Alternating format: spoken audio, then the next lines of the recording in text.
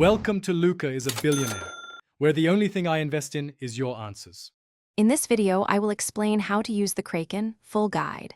Begin by assessing the Kraken's size, behavior, and environment, and secure a safe perimeter before approach. Put on waterproof gloves and tether your tools to prevent loss. Keep a calm voice and slow movements to reduce stress.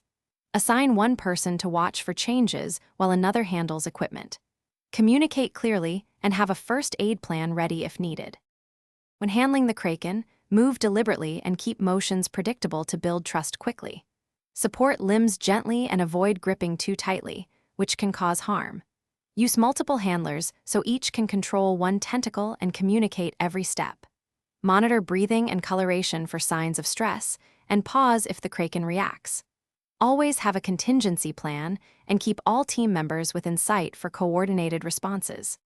If you are finding this video helpful, please subscribe and like to support more content. Quick recommendation. I recently read The Simple Path to Wealth, and it changed how I budget for gear and emergencies, which matters when caring for large creatures. It's a great companion for planning expenses and safety equipment. Check the description for the link and other deals, then now let's get back to the video. Feeding the Kraken requires patience and observation to find preferred foods and portion sizes.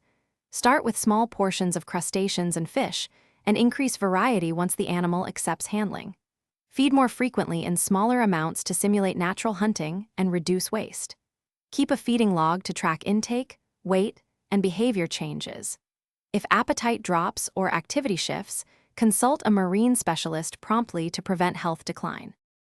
Thanks for watching and please subscribe. It's the best investment you'll ever make.